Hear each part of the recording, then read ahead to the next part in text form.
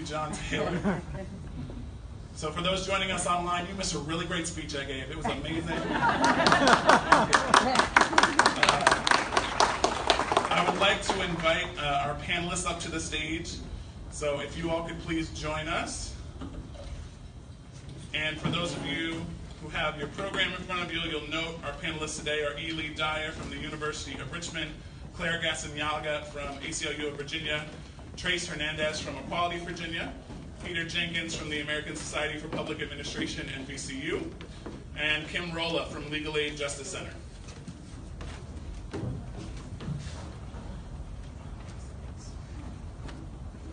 All right.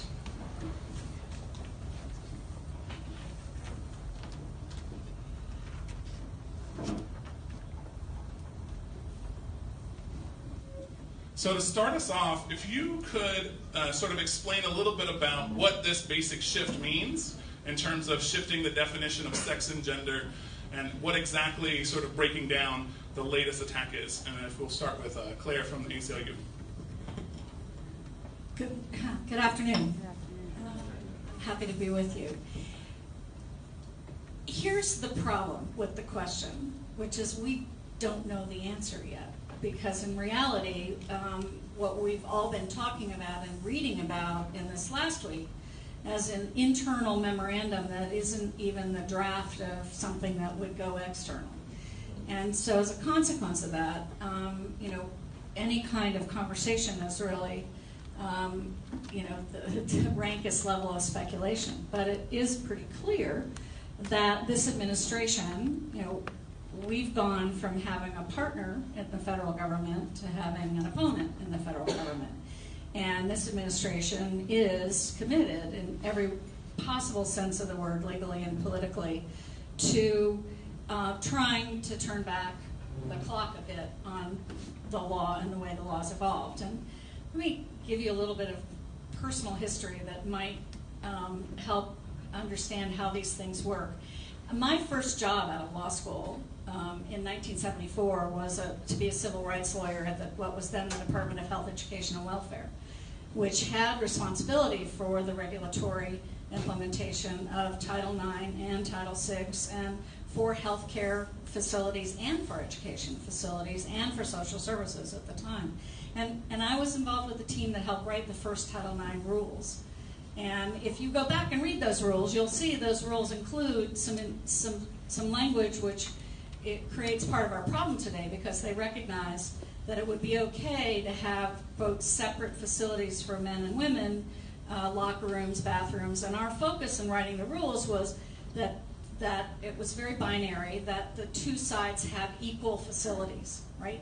But we weren't writing rules that had anything to do with gender identity or who gets to use what was defined in the binary sense as the women's room and the men's room.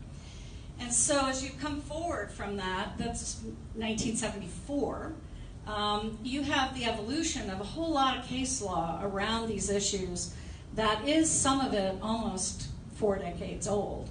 And so when you read about what's going on this week, it is against the backdrop of some pretty strong precedent in a lot of different areas. And maybe Kim can talk a little bit about Price Waterhouse and how the law, we have another law called Title VII, the Civil Rights Act, which is about prohibiting discrimination by all private employers with 15 employees or more.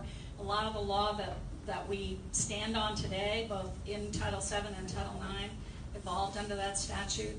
And one of the cases that is one of the strongest district court cases is one involving an Alexandrian, Diane Shore, who got a job at the Library of Congress as a former military intelligence person, and when she was ready to go to work, she said on Friday, look, when I come to work on Monday, I'm going to be Diane, and because I've been undergoing a transition, and I think this is a good time for me to really live fully as who I am. And they said, oh, no, we heard that male person, and so no, you can't come to work on Monday. And she sued, and they found unequivocally it was the rankest form of sex discrimination for her to be treated differently because of her gender identity. There are other cases along those lines, and maybe Ken can add some things to this. I don't know. I have to talk right into, okay. Yeah. Okay. I did want to, and I absolutely agree with Claire that there's nothing proposed for us to read and analyze right now. So it is absolutely speculation, but just to make sure that we're all having the same conversation. So what was, and have folks read the New York Times article? Almost everyone. So not everyone. So the internal memo that was leaked to the New York Times that they were writing about specifically was discussing how the administration was contemplating doing what's called promulgating regulations, so making a definition of sex under Title IX. So that law specifically is about sex discrimination in federally funded education. And we all know, everyone in this room knows the Trump administration is attacking trans people and gender nonconforming people and non-binary people on every possible front, right? I was a housing attorney for many years. They pulled HUD guidance off the website that talks about people being able to access shelters of their gender identity. The Federal Bureau of Prisons has redefined how people will be housed in federal prisons to make it pretty much what the New York Times article said it looks like they're hoping to do in the education realm, where what people have been assigned at birth will be how they are incarcerated by the Federal Bureau of Prisons, absent extraordinary circumstances. So I want to hold the fact that we both know that this memo is part of a larger signaling that's happening, that our community is being targeted to rile up a reactionary base, to message that trans people are inauthentic, that we are not deserving of respect or access to public spaces. So I want to hold that at the same time as we talk about specifically what this article, which is all we have right now, is purporting may be done, right? So I want to make sure that we take seriously all the threats that are happening, but we also don't allow ourselves to panic. And also, I do think that the New York Times article was a little, the title was a little, it was clickbait, right? They're not going to erase our existence. Every one of you exists. That's not what was happening with that, right? So we're having a conversation about potentially proposed regulations defining sex under Title IX, which is federally funded education. So, but what you have to realize is that the federal government doesn't have the last word on that. The courts do. So, for example, in Gavin Grimm's case, we started that case with federal guidance that said sex discrimination under Title IX clearly includes discrimination based on gender identity. And then we had a fight about whether that guidance, which was not in a regulation, should be given any deference by the courts in interpreting a law. And we went all the way to the United States Supreme Court on that issue and came back down.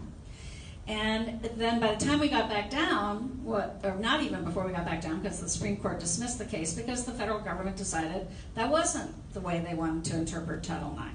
And so when the federal government goes back and forth on its interpretation of a federal statute that it's supposed to issue regulations about, that means the courts no longer have any obligation to pay any attention to what the federal government says. So those of us who will be litigating these cases going forward will be able to say, we don't care what they say, because they have bounced back and forth so many times that their view is no longer entitled to deference. And what you should be looking at is the 35, 40 years of cases under Title VII and Title IX that very clearly establish that when you discriminate against somebody based on their gender identity, you're discriminating against them based on sex. So, you know, the fact that the feds are becoming our enemy instead of our partner is not irrelevant, and certainly for all the reasons that Kim was talking about. And it's not completely irrelevant legally, but it is almost irrelevant legally, and that's a good thing.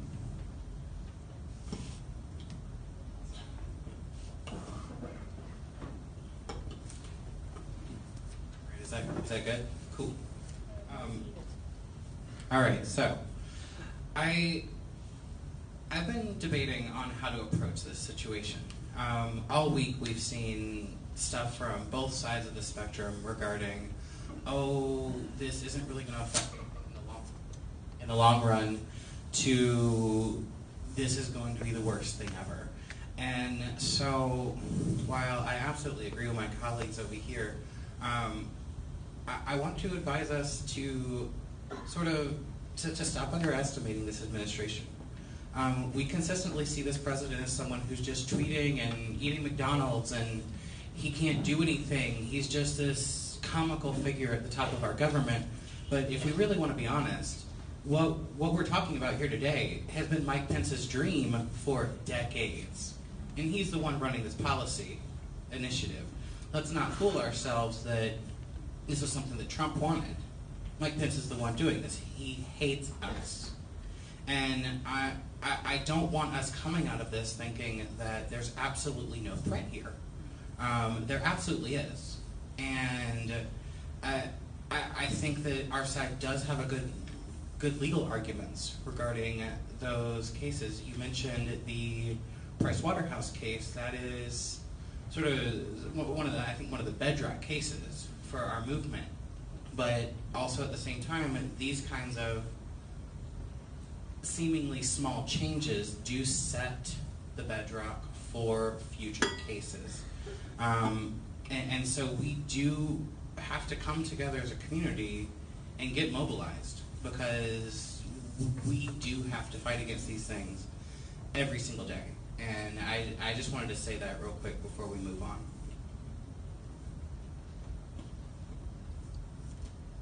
All right.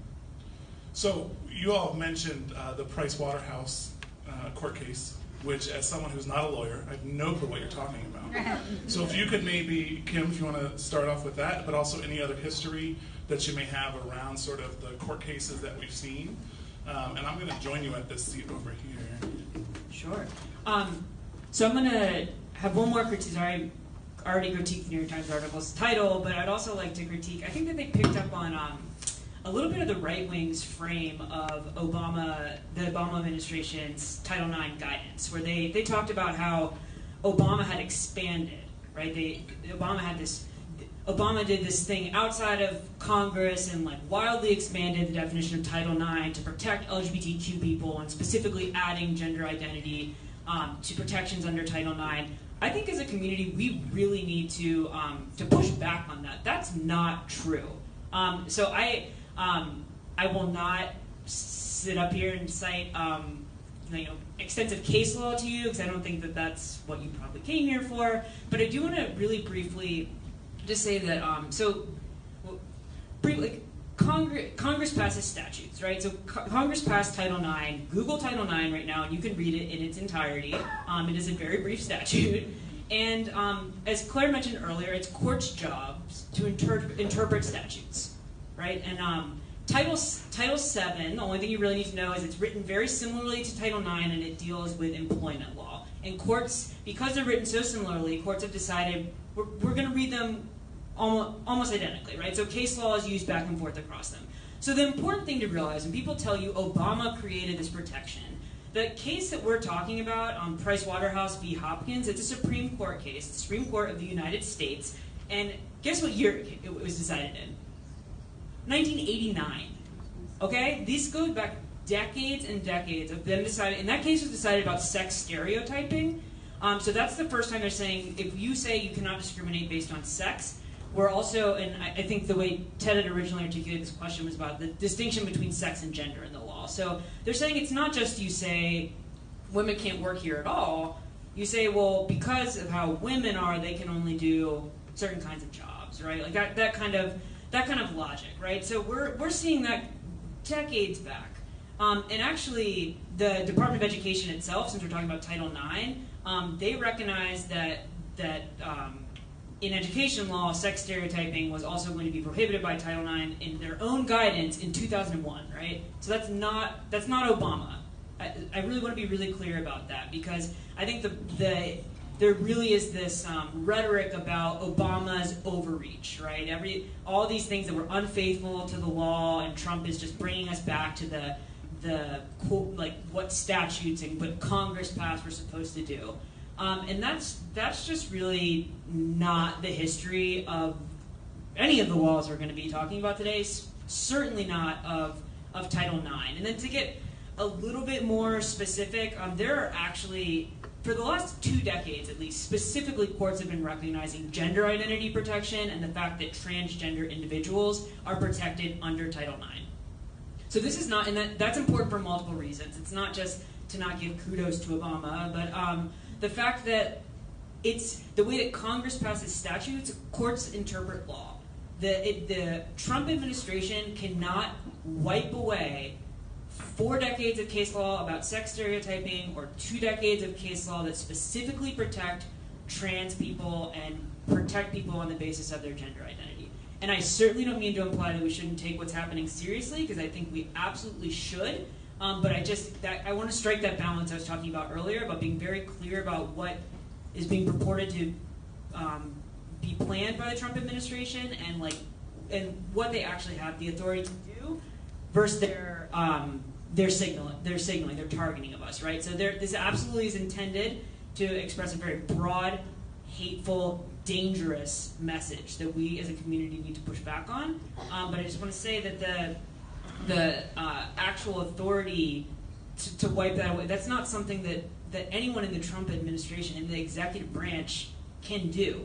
And before, I don't know if another question will touch on this, but I do want to mention about this would be a regulatory definition. So again, to not go into the weeds, but they would do what's called promulgate regulations. They would have to conduct a formal rulemaking process, which is going to require public comment. So one of the things that I want to get out before it falls out of my head is that is usually a 60-day period where us as the public, as the people in the U.S., can say back to the government, this is a violation of the spirit and the rule of law under Title IX, but also more importantly that we as a community will not stand for the government in adopting these types of rules. And this has been incredibly powerful and has actually stopped policy-making decisions. It's been used in litigation as well. So folks, this is a totally different area, but if you look at the work requirements that have been trying to be imposed in Medicaid, people use the formal comment period to force the government to basically explain that it wasn't about providing health care, it was that they wanted to kick people off health care, that they hated poor people, and they were able to use that in litigation to challenge that rule. Right, or challenge that rule that would require people to work to get Medicaid. So I just want to flag for people, when we do know more, when we start to, if these rules are, as the New York Times is now reporting, will be proposed by the end of the year, to watch for those deadlines and know that public comment during rulemaking, it really matters. And that's something that everyone can do, right? I mean, there are groups like the ACLU that I am sure will litigate this rule if it comes out. I think that we have the law is on our side here, but it's also important that I think this is a popular democratic process where we get a chance to speak to the agencies that are going to try to do this to our community and tell them why it is wrong. Also, you shouldn't forget that the people that you're dealing with in the schools and at the state level, local and state officials, don't have to pay any attention to what the federal government says in those rules at some level. Because those rules are about setting a kind of a floor for how the law is going to be interpreted. There's nothing about Title IX that says a school division can't have a more protective rule than what Title IX, quote unquote, might allow if those regulations ever became law. So, I mean, I think we can't lose sight of the reality that we have a lot of work to do, and it's not just about, doing comments on the federal rules, but it's about continuing to have conversations with other public officials at other levels who need to be leaders in terms of local and state policies that protect the community. And so similar to that, and maybe Peter, we'll start with you as one of our policy folks, what should we be looking at starting nationally and then maybe getting more local around policy? Or really you can say whatever you want. Me again. Okay, so I try to talk to other people because there are national policy people who know a lot more about this than I do. And there's so much nuance to sort of what's been said today. I'll take a few minutes to go over some of the national pieces of legislation. I think first and foremost, the one that has been getting the most attention from our community in general has been the Equality Act, which seeks to amend the Civil Rights Act to include sexual orientation, gender identity, and sex. So obviously there's a bit of concern there because it's talking about sex, not gender. We don't know how much that would affect this ruling. I don't know if they could still go in place at the same time. Then again, this administration has consistently been opposed to that, and there's been only a handful of Republicans in Congress that have actually signed on as co-sponsors. So sort of running the possibilities, even if we did win back Congress in November, as Democrats, if they won back, they would still have to get through a presidential veto, likely, and very unlikely that we'd have the support to override that. I think the same could be said for ENDA. And I specifically wanted to give a call out to Barney Frank, who is the reason why the Employment Non-Discrimination Act is not actually in place today, because he decided to present it in 2008 when we had a chance to pass it without gender identity protections. And so thank you to one of our most famous gay representatives for sort of throwing trans people under the bus. I'm not here to just build up all of our gay leaders today. Sorry. I've also had some people ask me personally about the Equal Rights Amendment, because I know that's been a big discussion, especially here in Virginia. I think we tried to get that passed last year here. And I would say that, again, similar to the Equality Act, it specifically covers sex and not gender. And so again, that's a concern that we have regarding that. And so for now, I'll just sort of pass it along. Anyone else? I can speak a little bit more to some local policy. I do think that we need to, as Claire already mentioned, kind of focus on the fact that even though there are scary federal, proposals that may come out, we still have a lot of power at the local level, specifically at the state level, as well as even at the county and city level, depending on where you live. And so it's definitely important to remember that we still do have power and we still do have some protections. And in fact, those could be very instrumental in making sure that we're safe from discrimination. A local policy actually that's recently been promulgated by the Northam administration in Virginia is actually updating the employee manual for the state government that has created a clear process for transitioning state employees. So that's actually something that's really promising. It's only for state employees, not private employees, unfortunately, but it's a step, and we're actually doing a thank you to the governor to kind of show that, as a community, we support when allies stand with us in government. So there's actually a link on our website if you want to send Governor Northam a thank you, but there's a lot of places where we can still push back on policies. We still have a lot of work to do, of course, on updating lots of regulations around changing name on documents, changing gender marker on documents, especially on birth certificates, which are particularly difficult. But that's where all of our voices come in. And we luckily do have a friendly administration, and we're also working on getting a friendlier General Assembly as well.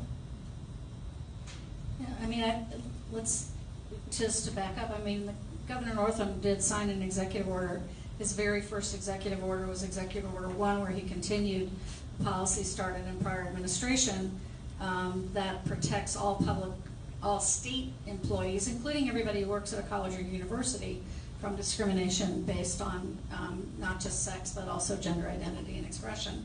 And we need to point out consistently to people in the legislature and at the state and local level that both Maryland and DC, who are on our borders and are competing for things like the new Amazon headquarters, they both have very comprehensive civil rights protections for transgender people in housing, in public accommodations, in employment. Maryland passed the Fairness for All Marylanders Act in 2014 that made sure that transgender people were included in the state civil rights statute, and DC's had a comprehensive law for many, many years. And so the people, the organizations and the people on our borders who we interact with all the time, you know, people and businesses cross borders. There are businesses like Total Wine and Beverage that has facilities in each one of those 3 jurisdictions. Those people can become advocates for having Virginia have similar comprehensive protections, which would then exist in Virginia for Virginians regardless of what the federal government chooses to do or not do.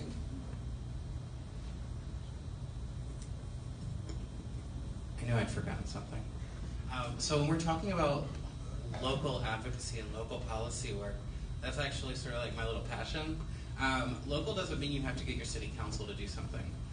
One of my favorite things is to get local businesses to start adopting policies.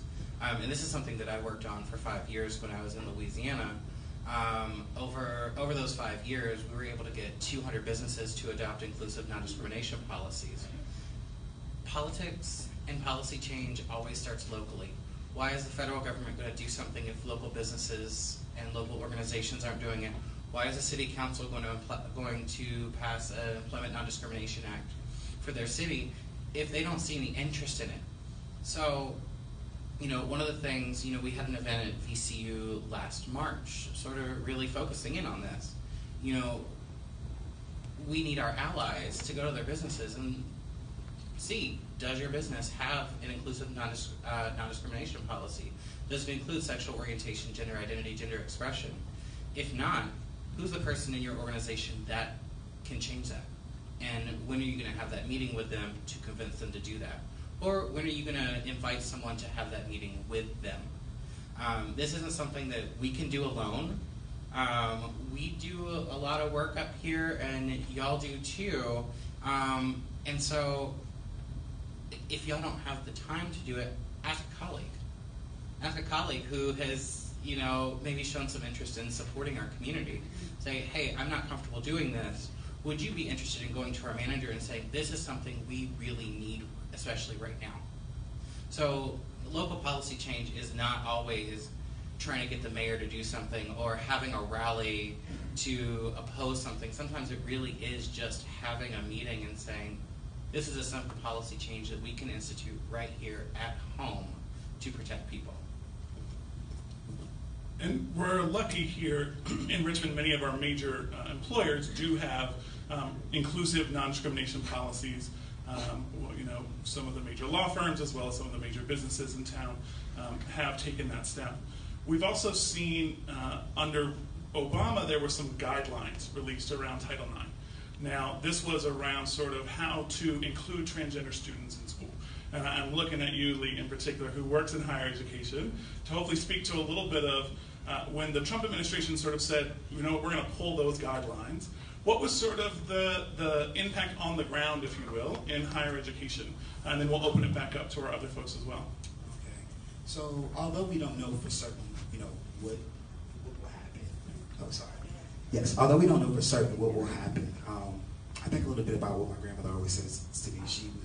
She's an activist in her own right, and she always told me, like, be ready and prepare for the best, but also be ready to fight, organize, and prepare for the worst, right? So when we think about these protections, I think about the way schools create policy, right? Yes, some schools do create policy and compassion for their students, but we can't ignore the fact that compliance also plays a big part into how schools construct their policy. Even down to when we look at higher education of what trainings for their faculty and staff are mandatory, it's the trainings that the schools 9 times out of 10 are worried about getting sued for, right? So when this first happened, the things we were looking at is how does this affect institutions with their anti-discrimination policies, right?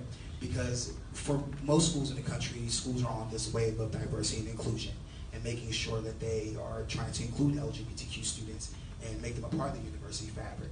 But a lot of that has been due to different laws that have been passed, and then also to how the NCAA has regulated their rules to be more LGBTQ inclusive. So my worry about this is that it supports for schools to ignore the protections for trans inclusion. I mean, what's going to be the big joker for them to make sure that that is a part of their anti-discrimination policy? and then also to embolden the support for bigotry on campus.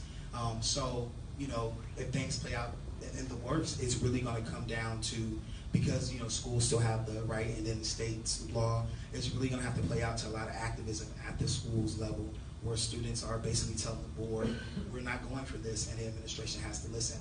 I think one of the best examples of when I was a grad student in North Carolina, I went to a historically black college, and I remember when HBCU passed, and the president of the North Carolina university system came out and said, well, the governor has passed this law, so we have to support it. You know, and Chapel Hill had to had to shrink down and kind of adhere to that. You know, luckily I was at a historically black college. I wasn't receiving funding like they should anyway, so our president was like, what they gonna do? Take away money we don't already get? So, you know, go to whatever bathroom you would like. So looking at it from that standpoint, how it can trickle down into policy, and not just bathroom policies, how the registrar regulates things, what's gonna happen when students have to report sexual assaults and harassment on campus. You know, are there going to be protections against that? And even looking at policies and things around financial aid. I mean, like I'm at a private university, so it's a little different, right? You know, our policy, we basically try to make it at the tone of the students. But for those public institutions that have to adhere to the law, the worry is really about how that is going to affect their students. So one of my past lives, I was counsel to universities. And I will say that I used to say to my clients all the time, don't do this because you think it's the law, do it because you think it's right. And I do think that there's a common and shared concern that people only respond if they think it's a compliance issue. And that's where you're right, local advocacy becomes critically important, because what the message has to be is, if you want to continue to have high quality faculty, if you want to continue to attract the best and the brightest students, you have to be a welcoming and inclusive community. And falling back from that will not allow you as an institution to be where you want to be. And those voices have to be raised, and they have to be loud, and they have to be clear. I'm sorry to say that I know of one situation at VCU where at a point in time when there was a person who was appointed by the Attorney General, the prior Attorney General, to be the counsel there, that person attacked a person in the senior administration who was trying to implement local policy to assure that domestic partners at the time, because marriage hadn't been recognized as legal yet, he was trying to assure that domestic partners could get benefits at the university, and the general counsel threatened him to the point where he left. And so individual people can do the wrong thing and make the wrong thing happen. And the only way to keep those things from happening is for our voices to be raised early on in the process to say, look, the federal government is going to do what the federal government's going to do, and that's a floor, but we should be doing what's right. So now we're going to open it up to the audience to be able to ask questions of our panelists. This is an opportunity for you to learn a little bit more about a question you may have about what's happening right now, or follow up on anything our panelists have said. Do we have anyone who has a question?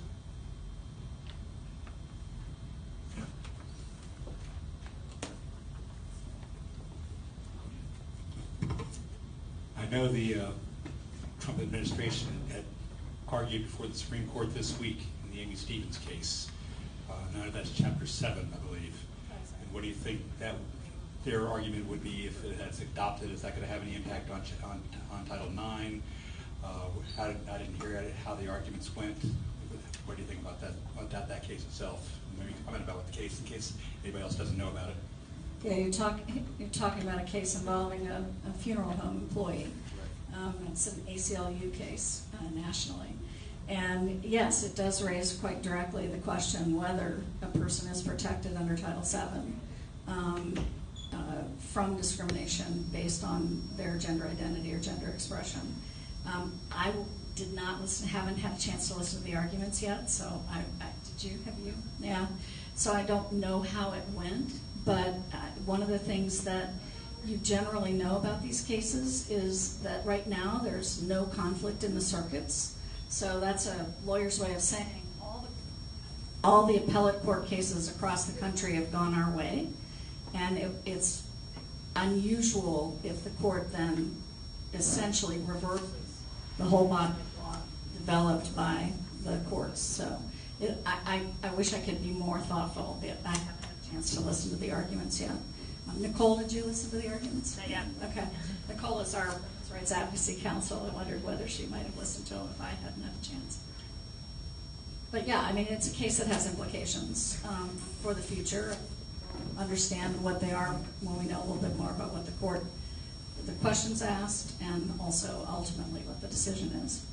In fact, they argued that, and then the post-promulgation Right, of the law yeah. at the same time. And the Justice Department changed its position in the case. I mean, you know, the Justice Department represents the federal government in any case that goes to the United States Supreme Court. This is actually a case that came out of the EEOC. The EEOC's made very clear that's the Equal Employment Opportunity Commission that has the principal responsibility for interpreting, applying, and resolving Title VII complaints. The EEOC's made clear that their position is transgender people are covered by Title VII.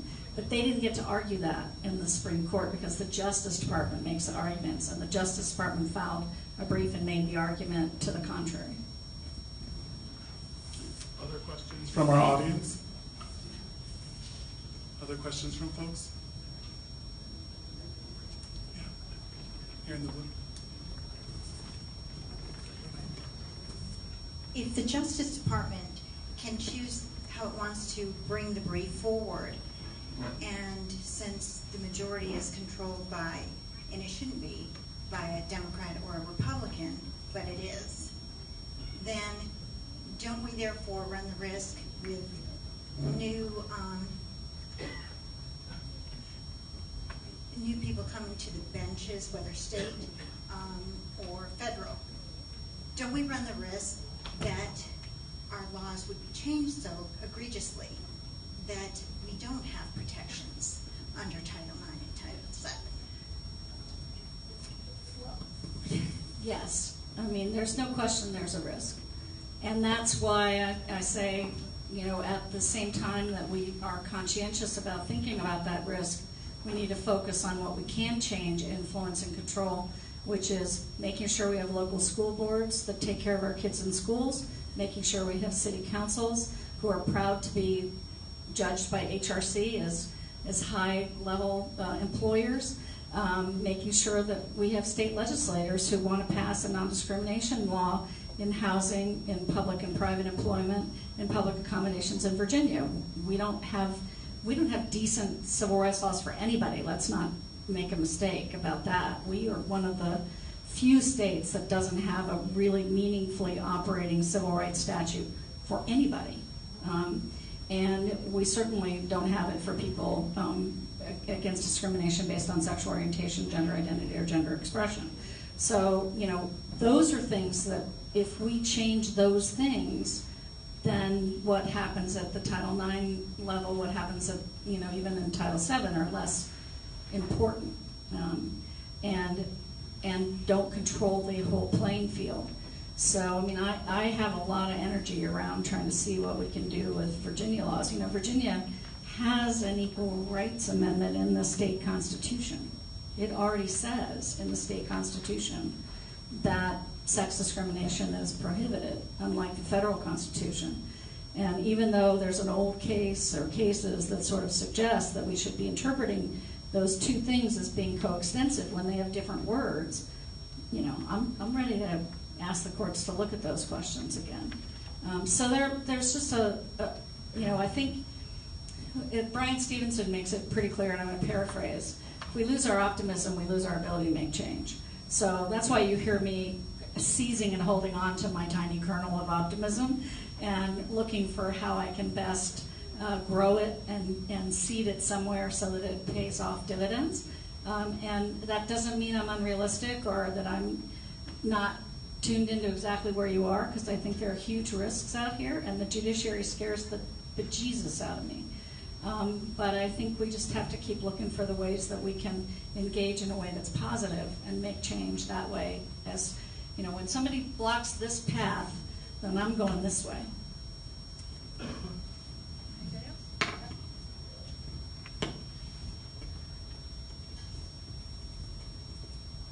right, is it still working? Good. Okay, so I think one of the issues that we haven't dealt with yet is that these rules do not affect all of us equally. We have not yet discussed the fact that trans people who look like myself are already protected by our whiteness. And so when we're looking at the people who are most going to be affected by these kinds of changes, it's not going to be me first. It's going to be the black and brown people who are living in our communities. Because this isn't just anti-queer sentiment coming from the White House. This is sort of continuance of their support of white supremacy that we've seen, that helped get them elected, that they've continued to support. And I don't want to start any fires, but we've also seen some weird organizations that have helped support that white supremacy. Even right here in our own state. Last year in Charlottesville, we actually did have the ACLU supporting the white supremacists. And so I think that we have to understand where our friends are, and we have to continue to hold each other accountable, because we are going to make mistakes. And so when we're talking about who's going to be affected by this stuff, we have to remember who the first victims are going to be. This isn't just about all of us.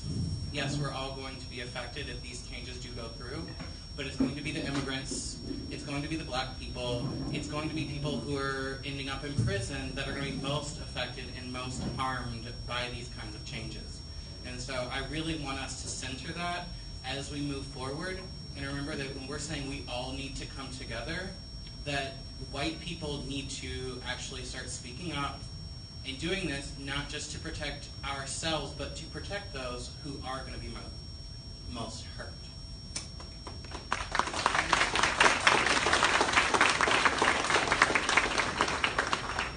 And we probably have time for a couple more questions if there's folks in the audience. Over here.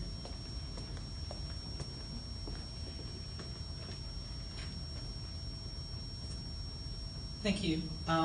So in the wording in the memo, supposedly what they want to change is the biological sex being defined by the birth certificate as it was presented at birth.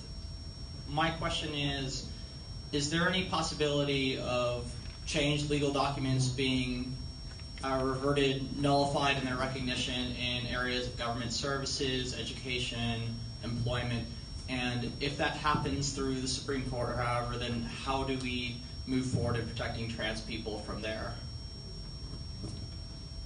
So I can start with that one. So your birth certificate, name change law, gender marker change on, for example, your driver's license, and changing the gender marker on your birth certificate, they're all controlled by state law. So one of the unbelievably ironic things about the rhetoric coming from this administration is that they want to, supposedly this new Title IX guidance is about, they want to return these decisions to the rightful place of the state, right? They want the state to make the decision about the education system, which we all here in the capital of the Confederacy can know, I think, some of the signaling that's happening around that language, right? But then ironically, right, it's state law that determines when you can amend the marker on your birth certificate to properly reflect your gender identity. And they want to undermine the administration. It seems, again, we don't actually have not seen the rules, so we don't know this, but if you say gender on the birth certificate as issued, you have taken away the state's right to determine when someone can amend their birth certificate to make it accurate, right? Because they're saying at the time that it was originally issued.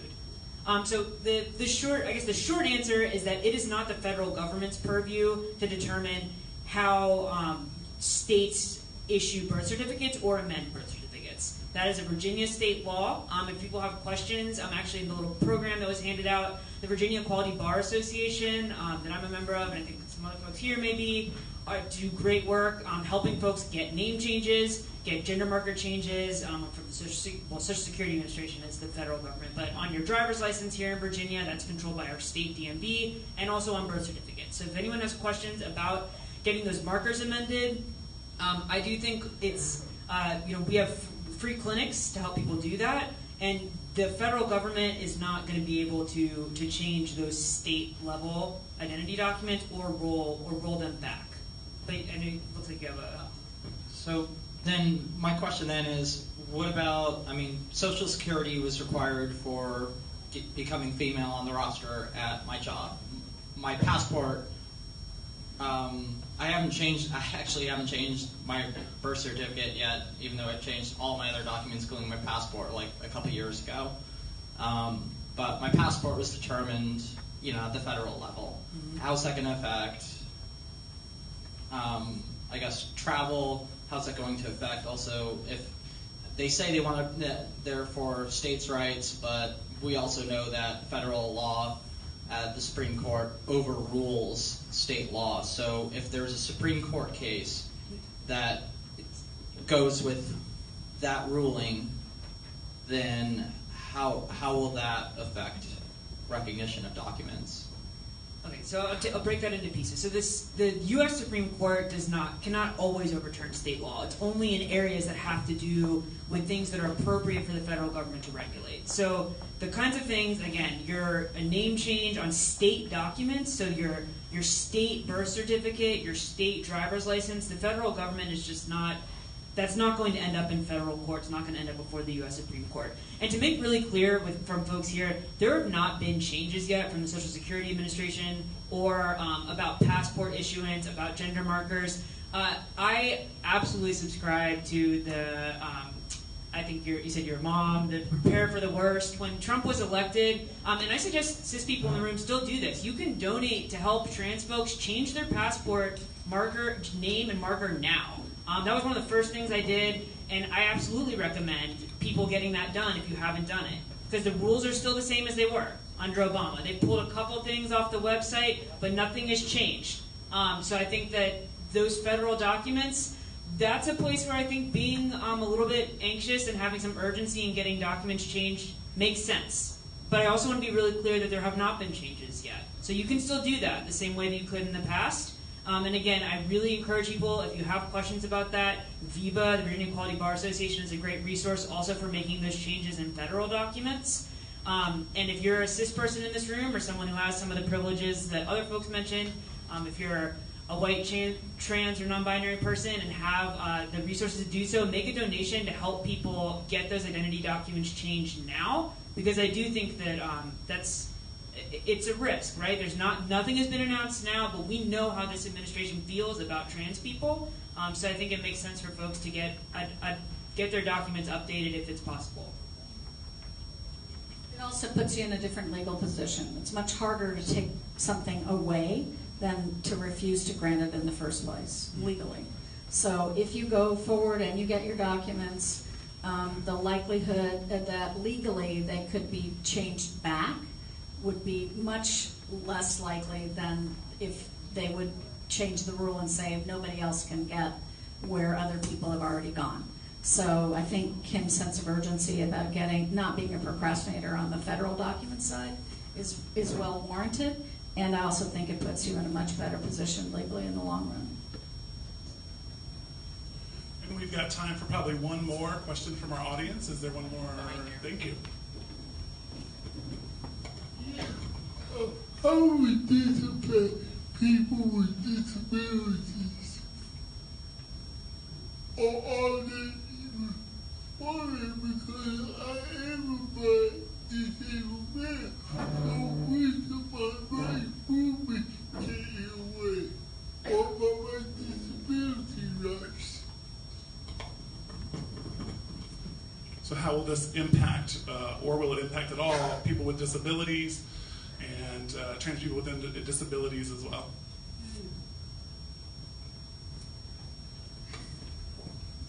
Well, two things are true. I mean, there are independent disability laws that protect people with disabilities that are independent of the protections of gender identity, gender expression, and sexual orientation, and sex discrimination. And the disability laws haven't changed. So whether it's under Section 504 of the Rehab Act that follows dollars into federally assisted programs, or under the Americans with Disabilities Act, or under the Virginia statute, none of the disability laws will change. The combination, though, is a different question, but it would be analyzed the same way. The rights that you have or don't have as a transgender person are the same whether you're a person with disabilities or not. So if we would close out and very quickly, if the panelists could share just one sort of piece of advice you would give to, whether that be a transgender or non-binary person, or to an ally in the community right now, sort of one piece of advice you would give. I think as far as allyship goes, it's more important now than it ever was. Like being a trans person, waking up every morning, something new that's there to attack you, it weathers you down. Like I remember that Monday going into work, and before I could even get there, 7:30, 8 o'clock, students are texting, can you have the law school change my name and gender marker today? Like, what does this mean for us, right? And so you just want to go throughout your day, go to work, do your classwork, and it's this cloud of having to explain your existence to people that don't believe that you should exist every day. And it takes a piece of you. So just giving that call to allyship, like find out how you can get involved. Find out how you can support. It should not always have to be trans folks putting themselves on the front line and being exposed to trauma to get things done. Like, we need allyship. We need y'all to do some of this work for us to help us have that equality.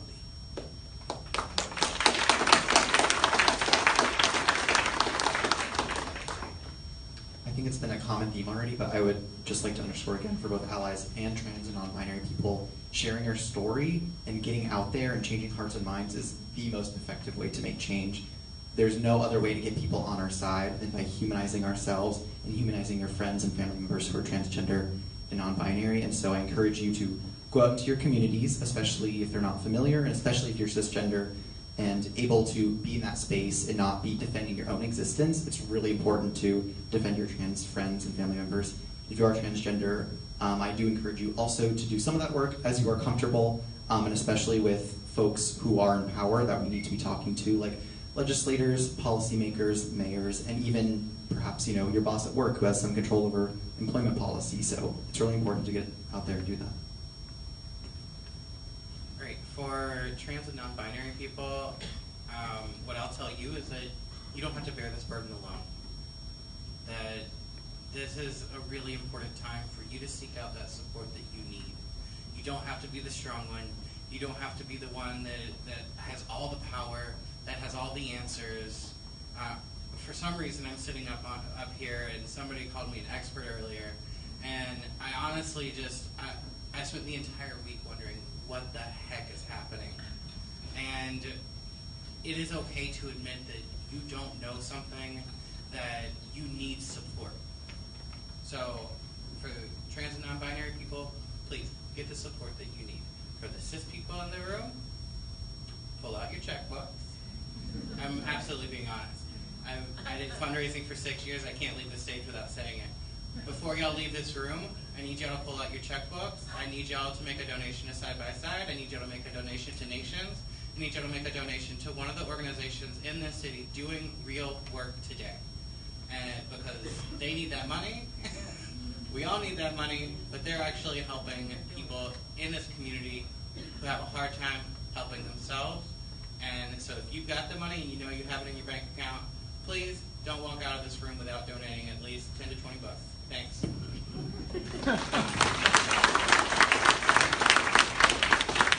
Darn, you took my altar call. Look, no matter where you are, if you are, how many of you are members of a PTA at a school? No? Good. You should be talking about how the PTA could be more helpful as an advocate and a leader for making sure our kids are safe in school. And while you're at it, you should be talking about the disparate discipline that affects our kids of color. at every one of our school divisions in the Commonwealth of Virginia. It's absolutely clear that LGBTQ kids and kids of color are being disciplined and thrown out of our schools and put in suspension at disproportionate rates. And LAJC just did another good, Legal Aid Justice Center Just Children just did another good report about that. But you can, as parents in school, be hugely instrumental and important there. And we've got to make sure the schools are safe, and then we need to work on the rest of the policy agenda that from the state, from the local level, all the way up to the federal level. Because I share the concern about the courts, and that means that we got to change the law at the legislative and local ordinance level. It's always hard to go last on these questions. I think a lot of what folks have already said really resonates with me. I'll say the storytelling piece, as a gender nonconforming person, I've been really trying to bring my whole self into spaces that I have not always done in the past, and tell my story, and so people can really understand the depths of what's at stake here, and the types of harm. This signaling, this vicious dogma that's being put forth by the administration, how it really hurts people. So I think storytelling is really important. And then for everyone in the room, not just for cis folks and allies, but for all of us, I think amplifying the people who have the most at risk here, and then we've talked about that a little bit today, but I've been really shocked at the extent to which the attacks on some members of the trans community have gone forward without much noise in the media, right? I think, again, I mentioned the Bureau of Prisons policy, changing in housing policy. We know the violence people are facing in ICE detention, how trans folks are being housed. We need to lift all of that up, and I think the way that we should do that, I'd like to use the word amplify. Find trans folks that are covering these issues, that are writing. There are good folks that are doing that, and you need to share that information with everyone in your networks. We need to lift up those voices, amplify them, and let trans, non-binary, and gender non-conforming folks, particularly those most impacted by these violent administrative systems that are misgendering them and harming them, let those folks tell their own stories and move this work forward, because I think that's the most powerful voice to do it.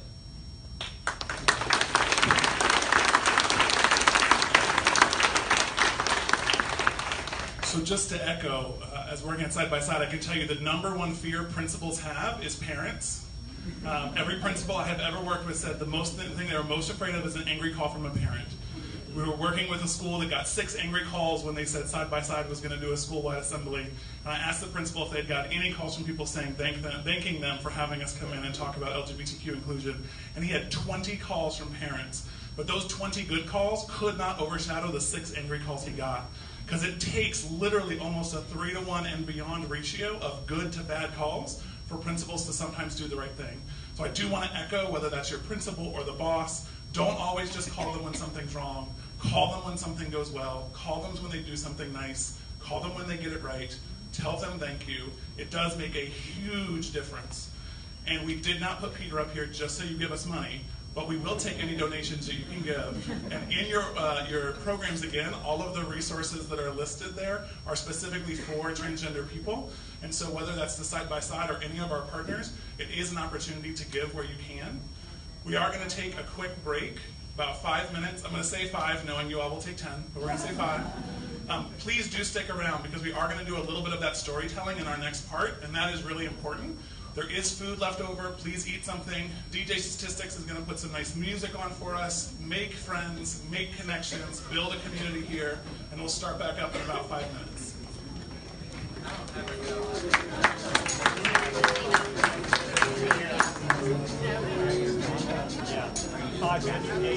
I naturally